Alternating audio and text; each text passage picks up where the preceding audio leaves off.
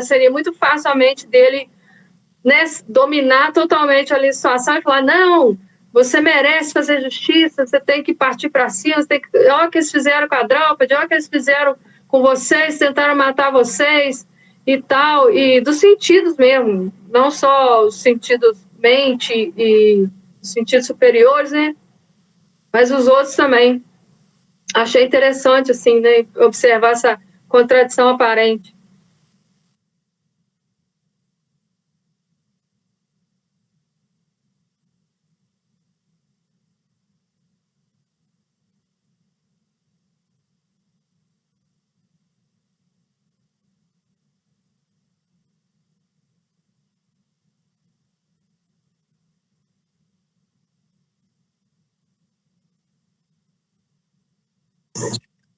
Eu acho que é quando dá nesse grau aí de compaixão que ele está. Eu ia perguntar quantas semanas a gente tem para fazer esse... Será que é em folha de almaço? À mão?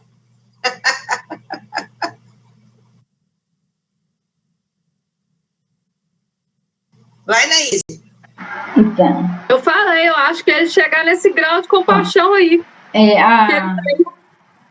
Eu vou pedir a Caruna para poder repetir o significado, para ver se vocês conseguem. Tem um pedacinho aqui. Quem não controla os sentidos não tem oportunidade de elevar-se à plataforma do conhecimento. E sem conhecimento e devoção não há chance de liberação. Arjuna era dotado desses atributos, que superavam os enormes atributos adquiridos em suas relações materiais. E quando suas relações materiais não valem mais a pena, né? Seriam as relações superiores e conhecimento e devoção. Então, mas para ter conhecimento você precisa controlar os sentidos e controlar a mente.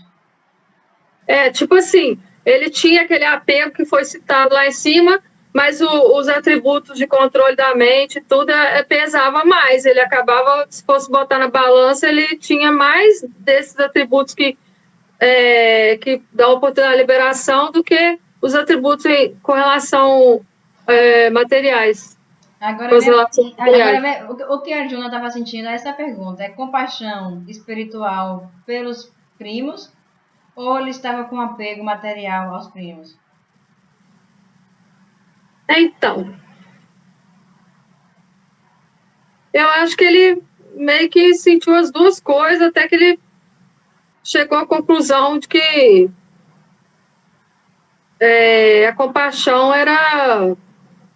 Aí tem o verso seguinte... era necessária e ele sentiu ela, porque depois Krishna fala para ele, né, que todos aqueles ali que morressem ali iriam ser liberados, né? Eu posso falar? Pode. Minha mãe quer falar. É a pergunta que eu fiz: quando é que estamos aptos para a liberação? A gente vai seguir para o capítulo, o verso 7, tá? Que pode melhorar mais essa resposta. E eu vou pedir que vocês, quem quiser participar amanhã, depois me formule direitinho essa questão. Quando é que nós estamos aptos para sermos liberados? Aqui já teve a resposta. Quantas laudas? Tá? É pequenininho, né? Que já falou que precisamos de conhecimento e de devoção. Mas de que maneira nós podemos adquirir esse conhecimento? Controlando os sentidos? Como assim? Entendeu? Aí eu gostaria que vocês me colocassem as experiências de vocês, entendeu? A Arjuna responde isso aqui no verso seguinte. Então, é isso que eu vou dizer. Então, essa pergunta fica formulada. A gente vai tentar repetir no verso seguinte, tá bom? Alguém quer mais completar sobre esse verso ou a gente passa logo para o verso seguinte? A Anali quer falar, tá. Eu tenho a sensação, de tudo que a gente já leu até o momento, que o fato de... Se o Arjuna, ele é uma pessoa de carne e osso como a gente, ele não existe a possibilidade dele ser um avatar. Então, eu acho que qualquer pessoa nessas condições é influenciado pelo meio, é influenciado pela circunstância do mundo das ilusões, pelas circunstâncias do mundo das ilusões. Então, eu tenho a sensação de que, sim, ele foi influenciado, ele estava olhando para pessoas que tinham o sangue dele, eram família dele. E naquele momento ele ficou em dúvida se ele deveria ou não atacar aquelas pessoas, lutar contra aquelas pessoas, machucar, quem sabe até matar aquelas pessoas. E ele considerou a hipótese de perder, de entregar a guerra, e preferir mendigar a vida toda. Ele abriu mão de tudo isso. Meu Deus do céu, se isso não for compaixão, eu não sei mais o que é. Mas, por outro lado, Krishna não falou para ele, ó, quem decidiu isso fui eu. Você tem que cumprir os meus desígnios, o que eu determinei. Então, é por isso que ele tem, acho que eu entendo, né? Ele tem as duas qualidades. Ele é um devoto, porque ele vai cumprir. Mas, por outro lado, eu acho que ele está influenciado pela ilusão do mundo dos fenômenos. É isso? Sim. A Glócia quer falar primeiro. Deixa a Glócia falar um pouquinho. Eu só ia falar assim que se é uma história, tipo assim, verdadeira, onde que a gente olha pro personagem, aí tudo bem. Mas se é uma história onde que a gente fala hipoteticamente num sentido figurado, onde que vem aí as brigas internas, aí pode ter aquela confusão entre, eu estou lutando entre o bem e o mal, eu estou lutando entre a razão e a emoção, eu estou lutando entre a coragem e a covardia. Então, tem toda uma luta de sentidos e de razão aí e emoção. Sim, tem essas formas de você olhar o livro, né? Como uma cena que aconteceu, um livro de história, como um livro que você vai entender, né? Tirar sentido. Então, tem esses pontos de vista. A gente pode olhar de todos os sentidos. A gente pode ler e interpretar de todo e tirar conhecimento de todos os sentidos. É bem interessante. Porque assim como a vida de Jesus também tem camadas, desculpa, Nali, a vida de Jesus também tem camadas, né? E tudo que ele viveu, a gente pode extrair um ensinamento por coisa mais, pode ser a coisa mais banal, né? Tem o fato que ocorreu e tem o ensinamento por baixo. Esse livro é a mesma coisa, é dito que aconteceu, né? A guerra, aconteceu aquilo tudo ali, mas também Krishna criou aquela historinha para ensinar um monte de coisa. Então é tudo junto. Mas aí, é que eu estava lembrando, eu acho que já falou em algum lugar, né, que a Arjuna não era uma pessoa comum. Inclusive tem uma parte, não, mas é no Mahabharata, que conta lá que ele é Nara, né, Karuna? Que ele é Nara e Krishna Narayana, que eles eram, ou é o contrário?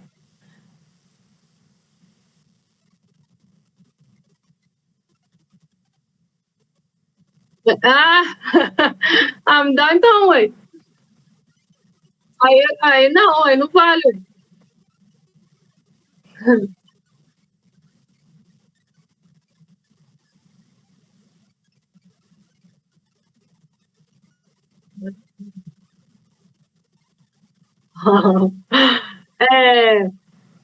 Então, assim,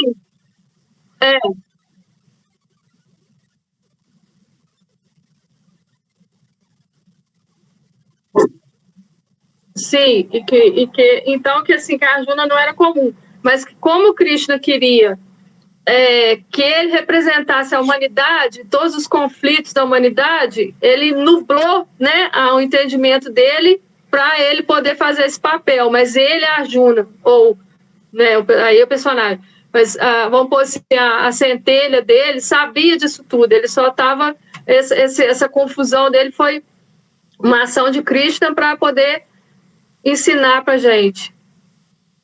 Não tem isso falando?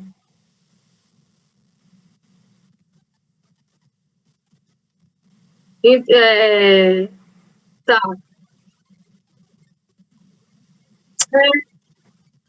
Uhum. Eles falam muito Nara e Narayana. Eles falam assim. Não falam Muni, não, mas. Entendeu?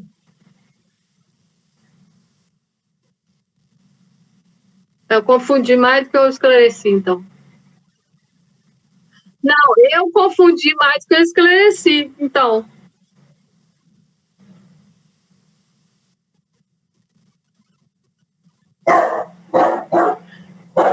Sem microfone, Estelinha. Ah. Depois a Anali ia falar, que ela ia começou a falar. falar junto comigo, A Anali ia falar e a Anaís interrompeu. Eu vou falar mais nada, eu tô ficando traumatizada. Sim, a pergunta, né, do quem é Arjuna, o que é que ele está fazendo, se ele está rendido à mente ou se é espiritual, se ele está com apego material ou é compaixão realmente espiritual. A gente percebe, sim, é compaixão. Mas como essa compaixão, como a Anali falou, né, pode estar meio, como o meio influencia, foi a Anali, foi Glaucia, não lembro. Tá, Anali, foi mal. Isso influencia, então ele pode ter sim uma sombra de apego ao primo. O que é que não tem apego ao primo, que você ama, que você gosta? Por mais que machuque, por mais que façam coisas erradas, quem é uma pessoa que tem compaixão, tem apego. Não é um apego físico, não é um apego forte, mas tem um cuidado, que é o bem. Então, uma pessoa pura não quer se vingar.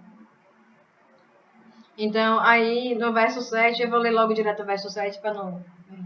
Aí a Jonah fala, né? Agora estou confuso quanto ao meu dever, e perdi toda a compostura devido a reles fraqueza. Nesta condição, estou lhe pedindo que me diga com certeza o que é melhor para mim. Aqui estou eu, seu discípulo, e uma alma rendida a você. Por favor, instrua-me. Ou seja, rendição ao mestre espiritual. Pronto, eu vou ler o significado de Prabhupada. Então ele dá assim, ele fica, devido à minha fraqueza, qual é a fraqueza dele? O amor aos primos. Então, a compaixão que ele sentiu pode ser visto como uma certa fraqueza, porque essa compaixão estava meio que... não era uma compaixão pura. Era uma compaixão que... A Anali respondeu direitinho, ela antecipou o processo. Ele estava sentindo a compaixão, sim, só que essa compaixão tinha um certo nível de apego, porque ele, como uma pessoa comum, ele tinha um certo apego aos primos dele. Então, ele não queria machucar. Então, ele fala, devido a essa fraqueza, qual é a fraqueza? O apego aos primos. Ele perdeu a compostura, ele não conseguiu continuar. Aí ele fala, nessa condição estou lhe pedindo que me diga com certeza. Então, se rende, está com dúvida, se rende ao mestre espiritual e pergunte de forma sincera. Então, o que é melhor para mim? Eu estou aqui, seu discípulo, uma alma rendida a você. Por favor, instrua-me. Aí depois que o Arjuna fala isso, por favor, instrua-me, aí que Krishna vai fazer todo o Gita. Aí esse mestre espiritual, ele pode ser, depender da religião, um padre, um pastor, depende, qualquer líder, né? Que está com conhecimento e pode transmitir o conhecimento, pode se dirigir e perguntar. Agora eu vou ler o significado de Prabhupada. Pelo processo da própria natureza, o sistema completo das atividades materiais é uma fonte de perplexidade para todos. A cada passo há perplexidade, e, portanto, convém que a pessoa se aproxime de um mestre espiritual genuíno que possa dar-lhe a orientação apropriada para alcançar o propósito da vida. Todos os textos védicos nos aconselham a nos aproximarmos de um mestre espiritual autêntico para nos libertarmos das perplexidades existentes na vida, que surgem contra a nossa vontade. São como um incêndio na floresta, que, de alguma maneira, começa a queimar sem ter sido ateado por ninguém. De modo semelhante, a situação do mundo é tal que, se as perplexidades da vida aparecem automaticamente, sem que queiramos tal confusão. Ninguém quer o incêndio, mas ele ocorre, e ficamos perplexos. A sabedoria védica, portanto, aconselha que, para solucionar as perplexidades da vida e para entender a ciência da solução, a pessoa deve aproximar-se de um mestre espiritual que esteja na sucessão discipular. Aquele que tem um mestre espiritual autêntico está em condições de saber tudo. Ninguém deve, portanto, permanecer nas perplexidades materiais, mas a todos convém aproximar-se de um mestre espiritual. Este é o significado deste verso. Quem é o homem imerso em perplexidades materiais? É aquele que não entende os problemas da vida. No Brihadaranyaka Upanishad 3.8.10, o homem perplexo recebe a seguinte descrição.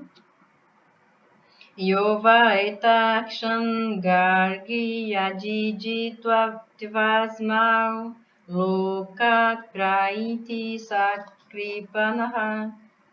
O avaro é aquele que, estando na plataforma humana, não resolve os problemas da vida e então deixa este mundo como cães e gatos, sem compreender a ciência da autorrealização. Esta forma de vida humana é uma dádiva muito valiosa para a entidade viva que pode utilizá-la para resolver os problemas da vida. Portanto, quem não faz o devido uso desta oportunidade é um avarento.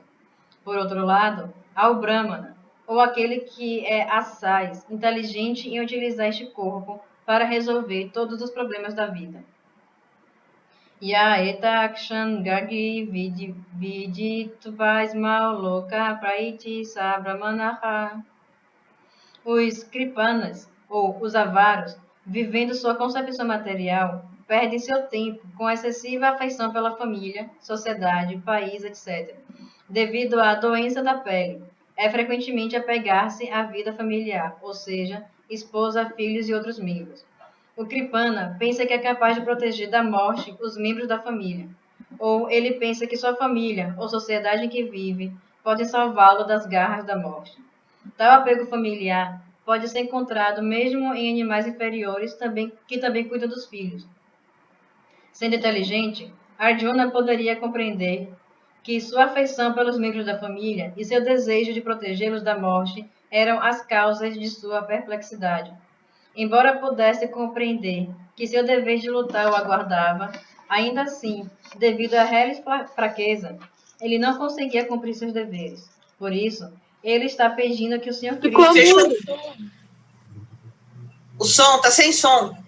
Fechou como isso aí? Vocês ouviram até onde? Aguardava. Repete aqui os que eu vi. Vou ler aqui. Os Kripanas, vou ler o início do parágrafo. Os Kripanas, ou os avaros, vivendo sua concepção material, perdem seu tempo com excessiva afeição pela família, sociedade, país, etc., devido à doença da pele. É frequentemente apegar-se à vida familiar, ou seja, esposa, filhos e outros membros. O Kripana pensa que é capaz de proteger da morte os membros da família, ou ele pensa que sua família ou sociedade em que vive podem salvá-los da garra da morte. Tal apego familiar pode ser encontrado mesmo em animais inferiores, que também cuidam dos filhos. Sendo inteligente, Arjuna podia compreender que sua afeição pelos membros da família e seu desejo de protegê-los da morte eram as causas de sua perplexidade. Embora pudesse compreender que seu dever de lutar o aguardava, ainda assim, devido à real fraqueza, ele não conseguia cumprir seus deveres. Por isso, ele está pedindo que o Senhor Krishna, o Mestre Espiritual Supremo, dê uma solução definitiva. Ele se apresenta a Krishna como um discípulo e quer parar com conversas amigáveis. Os diálogos entre mestre e discípulo são sérios. Agora, Arjuna quer falar muito seriamente diante do mestre espiritual conceituado. Krishna é, portanto, o mestre espiritual original, que transmitiu a ciência do Bhagavad Gita, e Arjuna é o primeiro discípulo dedicado a compreender o Gita. Como Arjuna compreende o Bhagavad Gita, está declarado no próprio Gita. E, todavia, tolos eruditos mundanos explicam que ninguém precisa submeter-se a Krishna como pessoa, mas ao não nascido existente dentro de Krishna. Não há diferença entre o interior e exterior de Krishna. E aquele que não se captou esta compreensão só faz tolices ao tentar entender o Bhagavad Gita. Não é grande. Esse finalzinho está falando que as pessoas que não compreendem Krishna como Deus pensam que é o não nascido dentro de Krishna. Ou seja, dizendo que Krishna é uma entidade viva comum, é um ser humano comum. Então, eles são ditos os tolos eruditos mundanos. Aqueles que acreditam que são inteligentes, mas na verdade são tolos. Então, ele fala aqui, né, tudo que eu tinha falado e mais um pouco. Comenta aí, Naíse. Naíse? Aí dá para entender que eu que falei Eu passo. que as atividades materiais é complexa para todos, né? Quando a gente começa a ver o lado espiritual e a gente percebe esse lado material de acordo com as nossas necessidades, é bastante complexo essa nossa relação com o material. Aqui tem uma passagenzinha que eu quero comentar, porque é bom a gente ter muito cuidado. Quando ele fala do excessivo apego à família. Que um tolo tem excessivo apego à família, à sociedade, ao país. Não, que chama isso de doença da pele, né? Então, eles são sangue do meu sangue, pele da minha pele, então eu devo proteger, então ele vai me proteger. Na verdade, ele não quer dizer que você deve abandonar a família e ir para a floresta ficar meditando. Ele fala assim, você deve cuidar da família, mas cuidar do quê? Cuidar do corpo, ele fala doença da pele. É cuidar do corpo material ou cuidar da saúde espiritual? Oi? O Dhritarashtra é um exemplo dessa doença da pele, porque para agradar o Duryodhana, ele faz um monte de besteira, coloca todo mundo numa situação, chega a esse ponto da guerra, por quê? Porque ele cometeu isso, ficou passando a mão na cabeça, sabendo que mesmo que o Duryodhana estava errado, ele passou a mão na cabeça dele e apoiou os erros dele. Ele é um exemplo perfeito disso. A gente pode... Não vou falar isso não.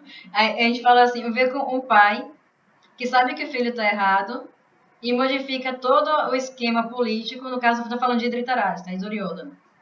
Então, um pai que vê que o filho tá... É sério, na lei. Estou falando de Duryodhana e Dhritarashtra. Qualquer semelhança é mera coincidência. Então, o pai sabe que o filho está cometendo atividades pecaminosas, está roubando, está matando, está fazendo tudo de errado. Mesmo assim, o pai modifica toda a estrutura. Que o Duryodhana fez o quê? Dhritarashtra fez o quê? Modificou as leis para que Duryodhana, o filho, não fosse julgado. Fosse sempre passando a mão pela cabeça. Então, isso é a doença da pele. Quando você faz tudo o que você quer, tudo para proteger a sua família. Foi o que eu falei ontem. Isso é bom para mim ou bom para o todo? Se eu estou protegendo meu filho, sabendo que o meu filho está errado, é porque isso é bom para mim, para os meus, para a minha família. É egoísmo. Por isso que ele chama aqui de os carpanas, ou os avaros. Avaro. Não sei. Então, chama assim porque ele está apegado ao ego, ao meu filho, minha família, minha sociedade, meu país. E quando eu estou apegado a fazer o bem para o meu, para mim, eu não estou agindo de forma espiritual, estou agindo de forma egoísta. Agora, quando eu penso em fazer bem geral, não só para o meu país, para todo o universo, para todo o planeta, para todo mundo, aí sim, é uma pessoa que é digna de liberação, é digna de estar tem uma espiritualidade, né? Então a gente só começa a atingir esse nível de espiritualidade quando a gente para de se apegar apenas à família. Não é que eu vou abandonar todo mundo. Se eu abandonar minha família, eu não sou digno. Como é que se eu não amo a minha família, eu não sou digno de amar ninguém? Não é não ter amor pela família, é ter amor a todos. Não ter o apego à família. É diferente não amar e não ter apego físico, apego egoísta. Quando tem muita gente que entende isso aqui como abandonar a família e vai para fora e faz isso mesmo. Tem muita gente que lê isso e larga a esposa, larga filho, larga todo mundo e sai. Essa pessoa não entendeu, não leu direito. Não é o apego material, é o apego à entidade viva, ao amor geral. Eu não sei se deu para vocês compreenderem. Então, como disse logo no início do capítulo, na necessidade do mestre espiritual, então eu vejo que o mestre espiritual ele nos dá essa orientação para a gente entender o propósito da vida, né? Muitas vezes a gente não entende, como a Karuna está dizendo aqui. A pessoa lê o pé da letra e acha que aquilo ali é o sentido e pronto. Mas a gente vai esclarecer com quem? Né? Com uma pessoa mais entendida, que é o mestre. É aquele que vai nos dar essa orientação, que vai nos fazer nos compreender, né? Esse sentido da vida. Vamos deixar vocês falarem um pouquinho. A minha pergunta é exatamente essa questão daqui que eu estou vendo nesse capítulo. Qual é a definição de Kripanas para você? Kripanas é essa pessoa que eu falei, né? Que está apegado ao ego, apegado ao meu país. Porque se for falar assim, eu não sou brasileiro, eu não sou baiana, eu não sou brasileira, eu não sou da terra. Eu não sou desse mundo. Então, aquele que está pegado, eu sou brasileiro, eu sou hindu, eu sou Hare Krishna, eu sou espírita, eu sou isso, eu sou... Está pegado ao eu. Então, esse tá agindo de forma egoísta. E qual é a Eu perplexidade sou preta, eu de sou Ágina? branca, eu sou mulher, eu sou homem. Isso aí. E qual a perplexidade de Ágina? A perplexidade de Arjuna seria, ele estava perplexo em matar o primo. Então ele fala, como é que eu vou matar o meu primo? Não é por... Ele fez isso comigo. Arjuna ficou anos isolado na floresta. Sofreu atentado de morte por conta dos primos. Mesmo assim, ele não queria, ele tinha compaixão. Ele estava falando assim, essa minha compaixão é realmente uma compaixão espiritual ou é um apego material? Então, gente, aí eu perguntei Era aqui essa. agora, porque aqui está respondendo, né, qual é a perplexidade de Ágina. E aí, a gente se colocando nessa batalha, qual é a nossa perplexidade? Cada um de vocês está passando por alguma fase da vida, por alguma situação, por algumas percepções. E qual é a nossa perplexidade? Aberto às discussões. Tá muito profunda essa. Como diz a Anali, como é que é naquela coisa de... Será que é avanço, frente e verso?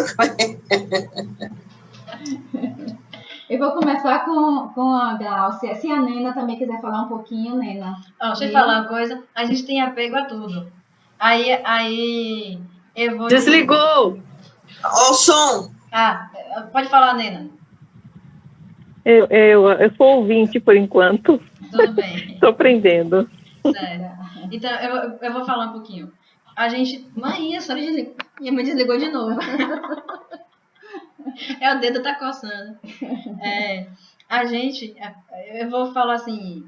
A gente tem muito apego. Um exemplo, tá? A gente se uniu, a maioria, acho que todo mundo. A gente se uniu por conta do mapa astral, Devananda Mapa Astral. Isso é importante, sim, porque a gente conhece o roteiro. A gente conhecendo o roteiro, a gente pode sair do roteiro. Agora, se a gente se apegar ao roteiro, é nossa perplexidade. Eu não posso fazer isso porque... No meu mapa... Eu vou dizer uma coisa. Pronto. Eu como muita besteira porque tenho Saturno na casa 2. Eu vou continuar comendo besteira. Se eu ficar isso, toda vez que eu comer besteira, eu vou pro mercado e compro besteira. Não, mas eu tenho Saturno na casa 2, eu como besteira. Saturno é tamásico, eu como coisa tamásica, eu como coisa industrializada, é isso mesmo. Aí eu nunca vou sair, eu vou ter um problema de saúde. Então isso é um apego ao roteiro. Aí eu vou utilizar o meu mapa astral como uma desculpa para os meus erros. Eu conhecendo o meu mapa astral, eu posso modificar o roteiro e sair disso. Eu conhecendo quais são as minhas tendências a errar, modificar e não errar, não continuar naquelas tendências. Porque o mapa não é o real. O mapa são as tendências. Então, se eu ficar preso naquela tendência, eu vou ser aquilo ali. Então, isso é um apego que a gente tem também. Mas eu tenho, sei lá, por exemplo, no trânsito. Agora, Keito está transitando pela minha boca também. Agora é o período de comer mais besteira. Eu tenho Saturno da casa 2 e Keito está transitando pela minha casa 2 também. Pronto, já foi. E realmente está acontecendo. Eu estou falando isso porque é pessoal. Toda vez que eu vou comer alguma coisa, eu só penso em comer besteira. Eu me lembrei disso. Estamos passando por essa questão. Tanto eu como ela.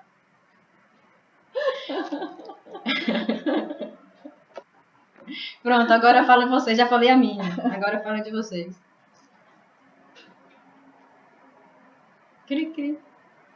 Fala, Anali. Acho que não tem mais o que falar. Não penso em mais nada. Qual a sua perplexidade, Anali? O que está passando na sua cabeça? Quais são os seus apegos? Quais são os seus apegos? O que tem no seu mapa que você usa de desculpa para não fazer as coisas? Eu estou pensando no meu aqui.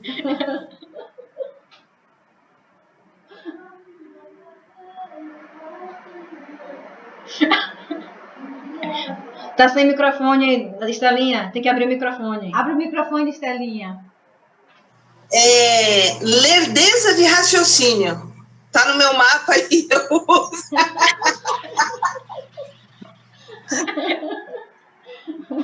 Pode falar. Tenta abrir o microfone, Estalinha, para falar. Toca na tela, depois clica no microfone que está cortado.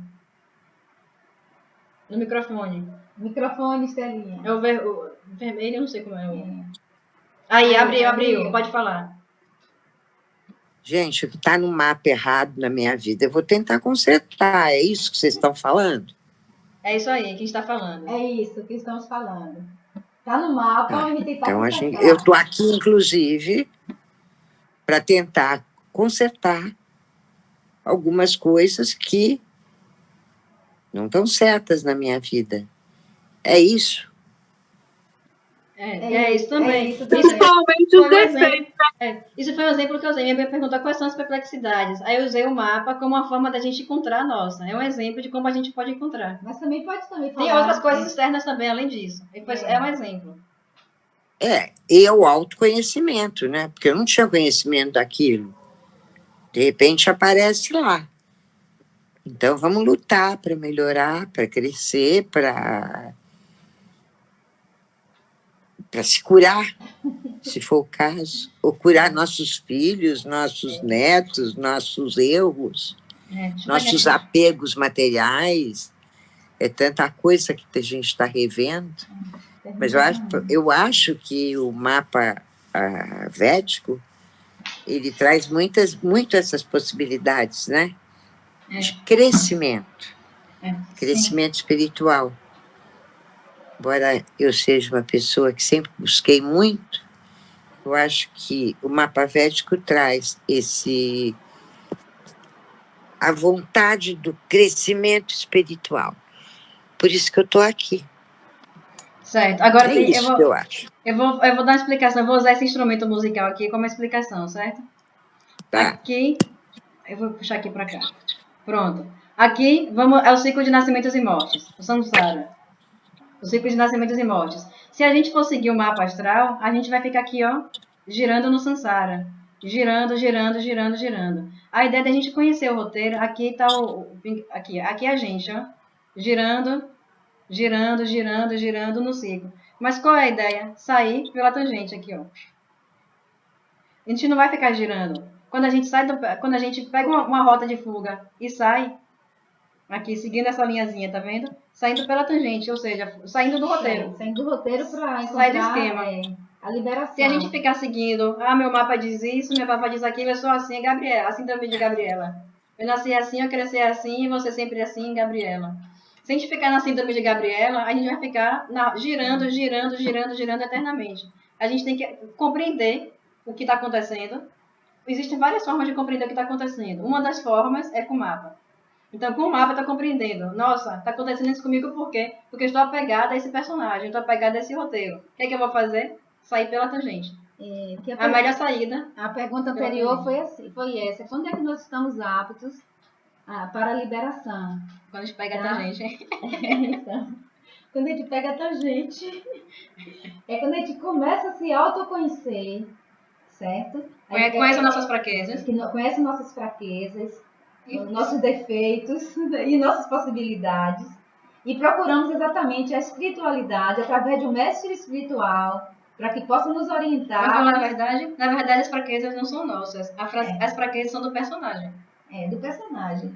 Então, se a gente falar, a primeira fase a fraqueza não é minha, a fraqueza é desse personagem. Essa mente não é minha, essa mente é do personagem. Que existe a mente inferior, a mente superior. Essa mente que está controlando a gente é a mente inferior, é a mente do personagem. A gente tem que procurar a mental superior, que é a nossa mente verdadeira, que somos nós. Essas perplexidades que a gente passa na vida, isso é necessário. Foi necessário para a Arjuna, é necessário para a gente, porque só assim a gente vai buscar, né, o que de fato deve buscar, entendeu? Enquanto está tudo bom, tudo muito bem, tudo maravilhoso, quem vai procurar Deus? Eu nasci bem, eu não sei, não conheço a maldade, não sei, nada acontece comigo, está tudo muito bom, tudo maravilhoso. Então, a gente ou vai pelo amor ou vai pela dor. Agora a gente vai passar a palavra para a Gláucia. Glaucia sempre tem os fechamentos maravilhosos. Ela é ótima. Hoje eu estou só para aprender mesmo, mas pegando o gancho de vocês aí, é porque às vezes a interpretação, assim, principalmente que a leitura, tudo é muito novo para mim, as palavras, né? Enfim, então, às vezes eu interpreto mais trazendo para o... Quando vocês falam, eu trago mais pelo que eu estou vivendo, pela praticidade. Então, da liberação aí, vamos lá pela comida. Se eu tô triste, eu como. Se eu tô alegre, eu também como. Se eu como e fico triste, aí eu como mais ainda, porque eu fico triste. Então, eu fico naquela roda. O que eu tenho que fazer? Eu tenho que reconhecer que isso está atrapalhando a minha saúde, que eu tenho um problema renal e eu tenho que procurar a vencer todas as fraquezas que estão me acontecendo agora e tomar uma outra posição na vida. Outra coisa que está acontecendo comigo, a minha dificuldade financeira. Então, quando eu vou estar pronta para me liberar do vitimismo, de ficar em cima da cama só chorando porque está acontecendo isso e aquilo comigo. Essa liberação é quando eu procurei o Devananda, eu entendi o mapa, eu aceitei o convite para vir estudar com vocês. Então, eu estou saindo pela tangente, deixando de estar na cama só reclamando e partindo para a ação, para o conhecimento. Não é que o conhecimento da religião vai fazer eu ficar rica e pagar as contas, não. Mas ela vai me dar um conhecimento transcendental, ela vai me dar um conhecimento energético para me fortalecer e eu conseguir vencer cada obstáculo.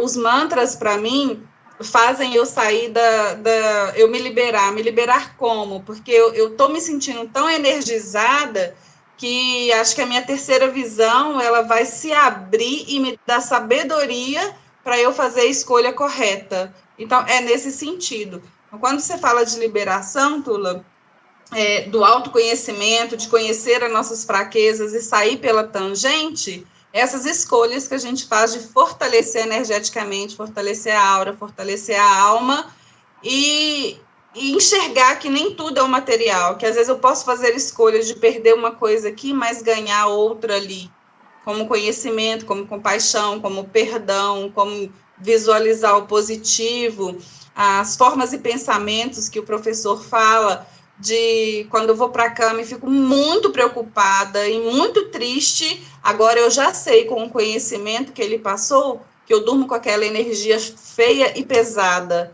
e que eu acordo mais mal ainda.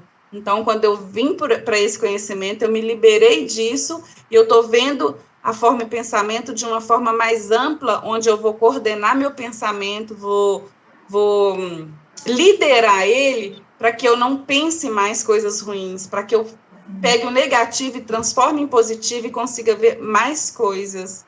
É assim que eu interpreto o que a gente estudou hoje. Maravilhoso. Maravilhoso, Gláucia. Você fecha assim, como sempre. Deixa eu falar porque o caminho, Gláucia, a gente, entendendo, a gente vai traçar de maneira correta, entendeu? E aí, o caminho é esse mesmo. Eu quero falar uma coisa. Você tocou no ponto certo, o vitimismo. A gente tem todo mundo, essa posição de vítima é uma posição muito gostosa, muito boa. A gente, quando chega nessa posição, a gente não quer mais sair. Então, primeiro, eu sou vítima da sociedade. As pessoas fizeram isso comigo porque eu sou mulher. Faz assim, um cuidado de falar, né? Faz isso comigo pela cor da minha pele, faz isso comigo pela minha sexualidade, por minha orientação sexual, pela minha orientação de gênero, faz isso comigo porque sempre é isso. Eu sou vítima porque por conta disso.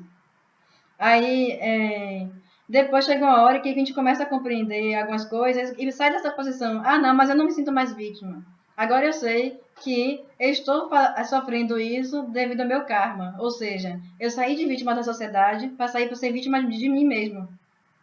De mim, das minhas vidas passadas. Eu não lembro, mas é meu karma. Então eu sou vítima de mim. Essa posição de vítima de mim é mais gostosa ainda. Ah, mas eu fiz alguma coisa que fez isso, agora acontece isso comigo, por que acontece? Porque eu fiz isso em alguma outra vida, e aí eu vou sofrer isso eternamente, eu tenho que ver meu karma, mas é meu karma, é muito gostoso isso também. A gente nunca vai melhorar porque tá preso ao karma, tá preso não, mas é vítima de mim. Essa posição é muito boa também, eu sei disso porque eu acho que é muito confortável. E aí a gente tem que começar a sair, foi o que Glaucia falou. Parar de choramingar, parar de sair da cama, que a gente mesmo e começar a agir. Se eu estou sofrendo isso devido ao meu karma, tudo bem. Mas o que é que eu vou fazer com isso? O que é que eu vou fazer? É fazer de um limão uma limonada, né? Já que está acontecendo isso comigo, o que é que eu vou fazer com isso? Começar a agir. A sua conclusão foi perfeita. Aí me lembrou dessa questão, né, do ser vítima. Deixa eu perguntar a Nena. Nena, quer falar um pouquinho? Tem alguma dúvida? Oi, perfeito a explicação. Adorei a explicação e dá uma chacoalhada na gente também. Se tiver alguma dúvida, pode perguntar, pode interromper a qualquer hora, Nena. Anali, Naíse, Cláudia. A Estelinha saiu, Deve ter a conexão dela deve ter caído. Seguindo a sequência, né, do livro, já no finalzinho, eu acho que aí também a gente precisa compreender essa questão, porque o próximo verso é lindo também. Eu queria, assim, vou até fazer essa pergunta para ela aqui, ó, porque talvez ela explique melhor para a gente. O que quer dizer? Ninguém precisa submeter-se a Krishna, porque tem aí, né? No final, aqui, você leu e você repetiu, entendeu? E ninguém precisa submeter-se a Krishna. Todavia, os tolos eruditos mundanos, ou seja, Prabhupada tá usando sarcasmo aqui. Certo. O tolo erudito mundano. Mas aí na sequência ele diz, mas ao não nascido de Krishna. Ninguém precisa submeter-se a Krishna, mas não nascido de Krishna. Repara que confusão. Não, isso aí tá falando. O tolo erudito mundano, ou seja, aquele que se acha inteligente, mas é um tolo, acredita que a gente não deve se submeter a Krishna, mas a Paramatma, que é o não nascido, que está dentro de Krishna. Ou seja, está dizendo que Krishna não é Deus. Que existe alguém acima de Krishna. É aquela pessoa que acha que é Deus. Isso. E por ela ter Deus dentro dela, ela é Deus. Isso, é o Aham Brahman. Eu sou o Brahman. Isso aqui, a gente fala isso, o Prabhupada está criticando os impersonalistas. O Prabhupada... É da nova era que fala que a gente é Deus também. Prabhupada é muito inteligente. Ele é muito inteligente. Ele usa palavras sarcásticas o tempo todo. Assim, a gente tem que ter uma visão muito inteligente para pegar essas palavras dele. Então, todavia, os tolos eruditos mundanos, ou seja, os idiotas. É uma forma de falar, né? Os que acham inteligente, mas não são. Aquele que acha que tudo sabe, nada sabe. É aquele que acha que é tão inteligente que ele não precisa de Deus. Isso. Então fala que acha que a gente não deve se submeter. Conheço um monte. Acha que ninguém precisa. Esses tolos, aqueles que acham que tudo sabe, mas na verdade nada sabem, acreditam que ninguém deve se submeter a Krishna, mas ao não nascido existente dentro de Krishna, ou seja, a luz, a mônada. É o pedacinho da mônada. Então, aquela luzinha impersonalista que habita dentro de todo mundo. Que eu sou igual a Krishna, que ela é igual a Krishna, que você é igual a Krishna, que todo mundo é igual a Krishna. E no final ainda tem assim, que não há diferença entre o interior e o exterior. Pronto, aí Prabhupada explica que, na verdade, não. Os tolos eruditos mundanos dizem isso. Porém, ele está dizendo, não há diferença entre interior e exterior. O que é que significa? O Krishna é o Brahman Supremo. Nós somos Brahman, sim. Aham Brahman, eu sou Brahman. Porque eu tenho a centelha divina dentro de mim. Então, eu sou Brahman diminuto. A diva inferior. Porque eu sou um pedacinho de Krishna também. Eu sou um pedacinho de Vishnu, né? Então, mas eu não sou o Supremo. Aí fala, aquele que não captou esta compreensão de que Krishna, interior e exterior, são o mesmo, só faz tolices ao tentar entender o Bhagavad Gita, ou seja, interpreta o Bhagavad Gita, já começa com o princípio errado. Exatamente como você colocou naquele ponto lá. Entendeu? Isso aí, Prabhupada está dizendo aqui, aqueles que acreditam que são Brahman, Aham Brahman. Eu acredito, sim, eu sou Brahman, mas não o Brahman total, eu sou um pedaço do Brahman. É como fala, Prabhupada cita o exemplo da água do oceano e uma gota da água do oceano. O exemplo que eu citei, o que é que eu estou segurando? Japamala. Mas eu estou segurando japamala, mas onde é que eu estou pegando? Num pedacinho, numa pontinha de japa. Então, aqui tudo é japamala. Só que eu estou pegando na pontinha. Aqui eu estou pegando a japamala toda. Mas aqui eu sou um pedacinho. Eu não sou o total. Então, Aham Brahman, eu sou Brahman, significa eu sou um pedacinho do todo. Mas eu não sou o todo. Mas tem linhas filosóficas, inclusive da Índia também. Eu estou falando das linhas da Índia. Existem linhas filosóficas da Índia que acreditam que eu sou todo. Por eu ser um pedacinho do todo, eu sou o todo. É isso que Prabhupada está criticando. Aí tem uma partezinha que Ajna, ele fala, Krishna fala sobre conversas amigáveis. Aqui porque Prabhupada, quando Arjuna fala assim, eu sou seu discípulo e uma alma rendida a você. Por quê? Krishna e Arjuna eram muito amigos de infância, de adolescência, né? Quando Krishna já era adolescente e Arjuna era adolescente, eles passaram a conviver juntos como muito amigos. Eles brincavam, corriam juntos, dormiam juntos. Então eles eram muito amigos. Tem uma hora mais pra frente que Arjuna fala, me perdoe, eu cometi muitas ofensas, achando que você era uma pessoa comum como eu. Então, né, nesse ponto daí, quando ele fala, o que nós podemos entender como conversas amigáveis? Pronto, é isso. Ele tinha conversas amigáveis, ou seja, informais com Krishna. E agora ele fala, aqui estou, seu discípulo e uma alma rendida a você.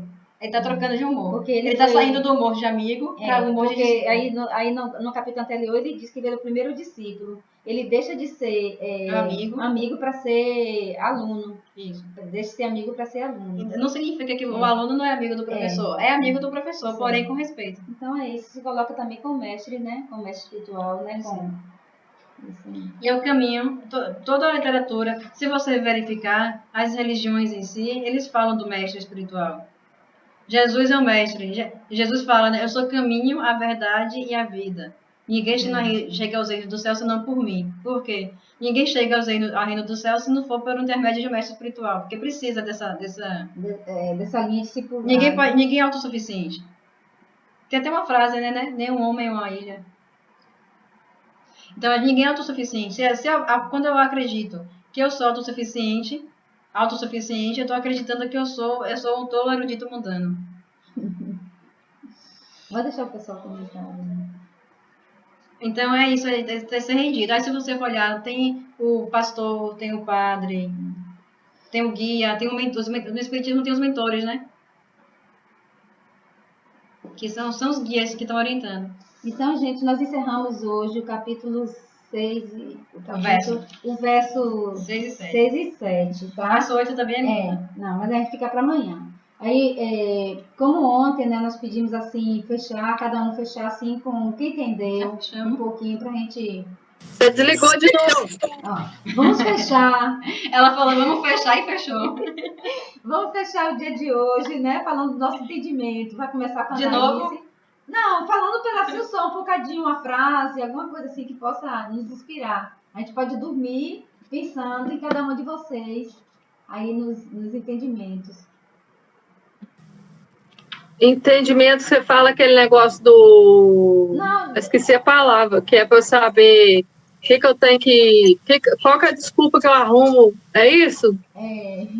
Para poder não transcender o mapa? Sim. Isso. Pode ser também. Eu não vou dormir, filha. O mapa foi um exemplo. Você pode usar exemplo. Se eu for pensar nisso, eu não durmo, não. O mapa foi só um exemplo. Você pode usar exemplo que você quiser. Não, Annalise. Se a gente ficar pensando nisso, a gente não dorme, não. Deixa eu só... Tô brincando, tá? Naíse, eu vou te fazer uma pergunta. O que você é curiosa, pesquisadora. O que significa o número 7? O 7 ele é relacionado com o Ketu, né? Ele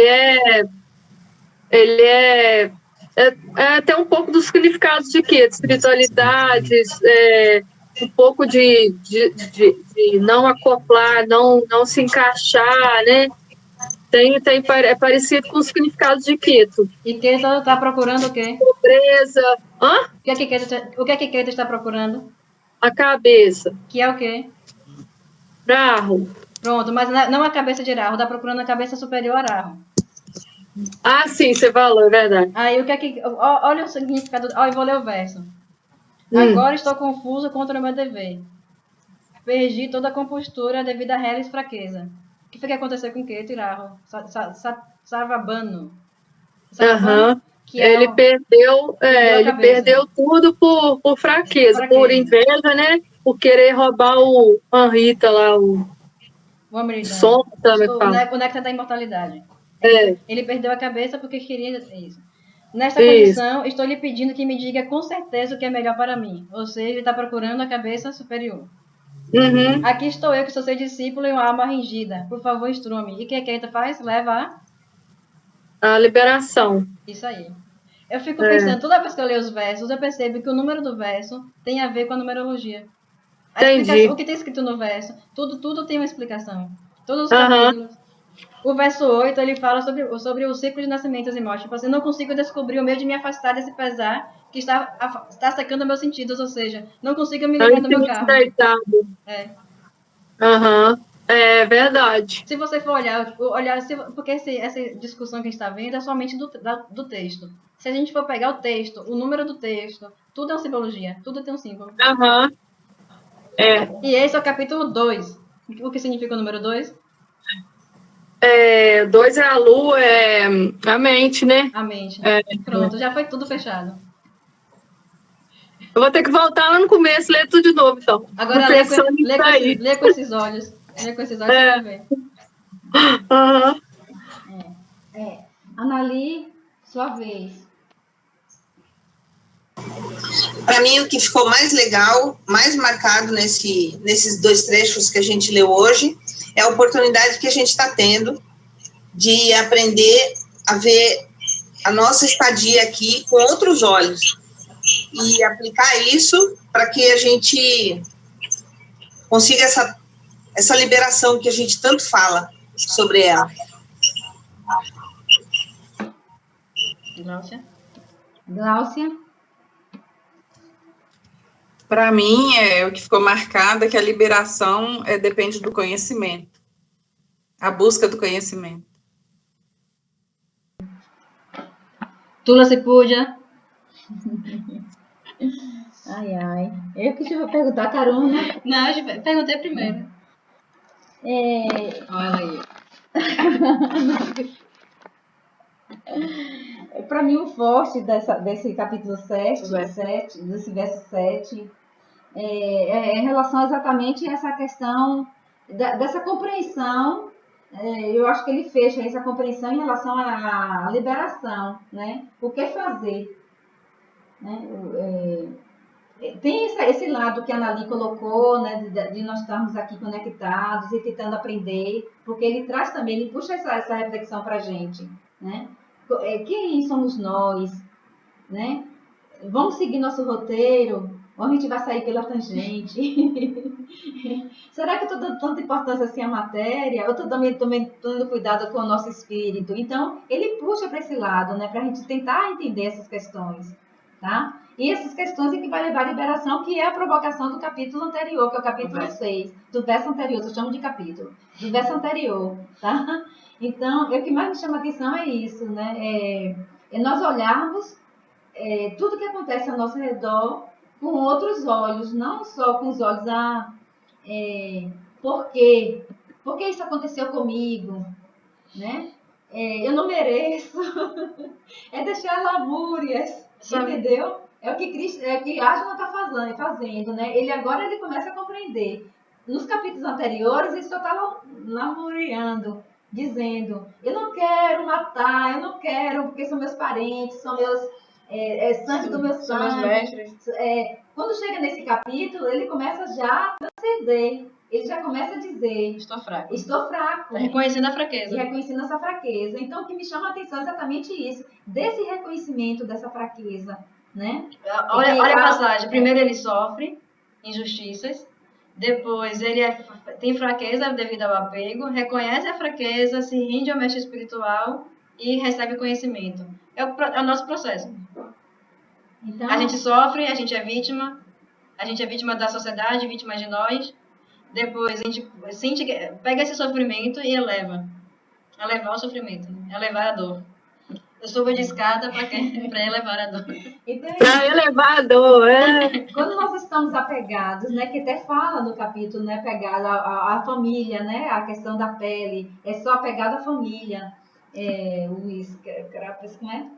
Tem que olhar. Deixa eu pegar o nome aí para olhar.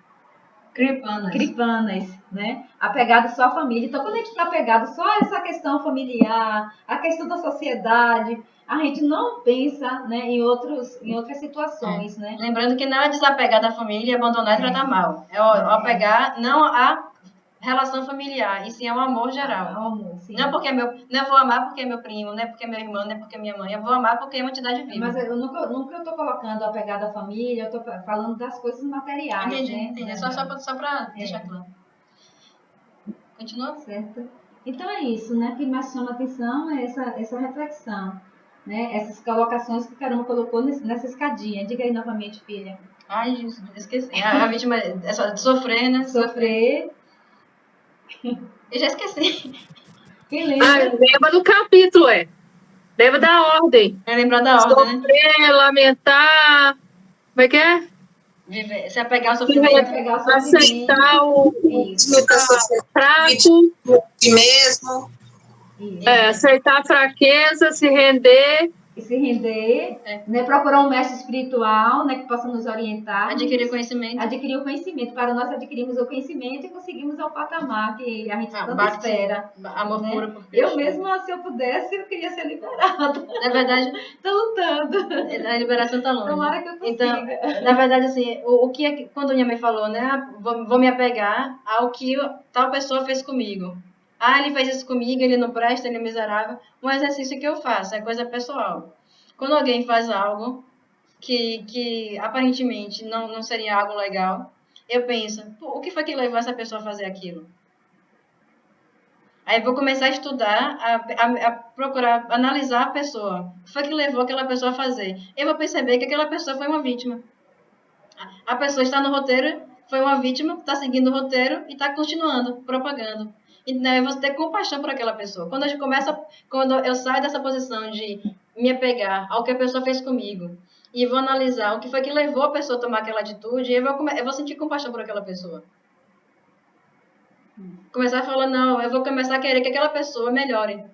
E sai desse roteiro dela. A gente vivencia muito isso em escola. Às vezes, eu trabalho numa escola que não é unificado, né? Tem vários tipos de alunos de nível social. E muitas vezes tem um aluno lá que ele não tem condição financeira suficiente para se manter, até mesmo para se alimentar. Então, muitas vezes ele falta a aula, né? E os professores não querem nem saber. Ele, por falta de condição, porque ele tem que ajudar os pais, ele deixa de fazer o dever, ele deixa de fazer determinadas obrigações escolares. Tem que trabalhar. Porque tem que trabalhar por várias situações. Aí, quando chega na aula, o aluno não fez atividade. Então, a nossa tendência de mestre mesmo é puxar a orelha, você não fez e tal. Mas a gente não procura saber do aluno. Então, de um tempo para cá, eu sempre procurei saber porque a gente vê tantos sofrimentos que você não é capaz de imaginar, entendeu? E quando a gente começa a orientar e quando a gente começa a acreditar naquele garoto, ele muda completamente. Ele faz, como diz, da tripa coração. Ele faz do impossível possível para realizar. É surpreendente. Eu conheci vários alunos de minha mãe que eles falam isso, né? A Prodilza mudou minha vida. Porque eu acreditava que eu não servia para nada, que eu não prestava. Mas ela me fez acreditar em mim. E eu vejo isso, ela fica toda... Porque eu acabei tendo... Toda vez, né, quando eu falo meu nome, minha mãe sempre é orgulhosa dos filhos, e fala o nome dos filhos para todo mundo. Aí, chegou na faculdade, a gente conhece muita gente. E eu fico fazendo vários cursos, eu abandono o curso e faço outro. Então, eu pego a aula com gente nova, gente que acaba de sair da escola. Aí, quando eu falo, me apresentar meu nome, ela já olha pra mim, filha da Prodilza. Várias pessoas me conhecem de nome. Aí, um grava um nome e fala. Aí, quando eu vou falar, poxa, depois da aula, as pessoas normalmente me procuram para falar. A Prodilza mudou minha vida. Eu vi isso muitas vezes. Deveria se olhar. Ela tá com vergonha aqui agora. Ela tá se escondendo, é isso aí. Mas esse olhar é importante, né? Você ter olhar ao que levou a pessoa a ter aquela atitude. Não ficar julgando, não ficar... você não fez, aquele aluno não quer nada... Muito professor diz isso, né? Não quer nada da vida. Não quer nada. Você sabe se realmente aquele aluno não quer nada da vida? Esquece isso que a Carma falou. Mas eu chamo a atenção pelo seguinte... Lá no colégio mesmo tem um SOI, tem pessoas qualificadas que podem dar atendimento psicológico. E muitas vezes o aluno não sabe. Aí, quando a gente passa a ter esse olhar pelo outro, eu falo assim, no geral, que a gente pode também ter esse olhar pelo outro. A gente direciona a pessoa necessitada, né? Se a gente tem capacidade de fazer isso, isso é um exercício de compaixão, entendeu? De exercício de amor. A gente direciona e as coisas vão se encaixando, vão se resolvendo. Direciona vai para a direção, vai procurar o SOI, procurar o atendimento psicológico. Sotulce. Sim. Então, tudo bem, eu entendo que a sua modéstia não permita que você, né, que a gente fique falando, tudo mais. Mas escondeu de novo aqui. Pensa uma coisa, o professor ele não é chamado de mestre à toa. O professor é um mestre, certo? Querendo ou não, é a categoria mais elevada, é o Brahmani. E é o único capaz de realmente guiar uma pessoa. Aí faz diferença mesmo na vida de uma pessoa. Se você é uma pessoa dedicada, se é uma pessoa que ama o que faz total diferença na vida de uma pessoa. Então, minha filha, aceita que dói menos. Você é uma Brahmani, você é uma mestre, você é uma guia. E bora lá. Bora pro mapa. Tem Júpiter na cabeça. É Brahma, né? Pronto. Oi? Também tenho. A professora também. Meninos, arrependimento que eu tenho de ter trocado a educação pela saúde. Eu fiz normal. Nossa, que arrependimento. Não, mas tá seguindo a saúde também você vai o meu trabalho é de ensinar também, mas eu acho que eu dei mole. Na Kula e Saradeva são os médicos. Oi? Tem tempo ainda. Tem, mais ou menos. Tô cansada. Então, meninas, a gente vai se despedir. É hora de dar tchau. É hora de dar tchau, é hora de... Como é que diz o Devananda? Hora do quarto. Hora do quarto. Hora do quarto. Então, um beijinho pra vocês, tá? Fica com Deus e até amanhã, né? E era mesmo. Obrigada por vocês estarem aqui conosco nessa associação. Gente! Viu? Oi? Tinha reunião hoje? Ai, meu Deus! Tinha reunião. 9h30 já. Vamos, Nali, vamos embora. Tchau, gente. Boa noite. Boa noite. Boa noite. A reunião é aqui nessa live? Não, né? Não teve nada aqui. Era aqui, não? Ele entra aqui. Pergunta a bandinha aí. Ele tá viajando hoje, parece.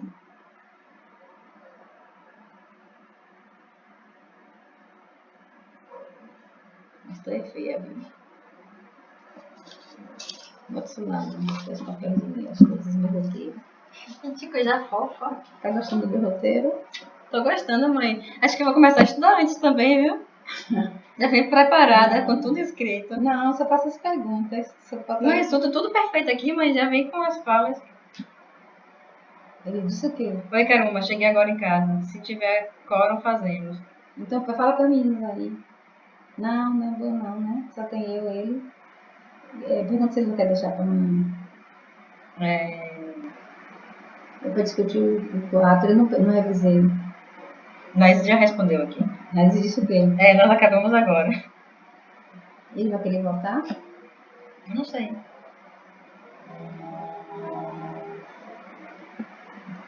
Ai, meu Deus, a atividade de domingo. Então. Vai fechar? Encerra aqui.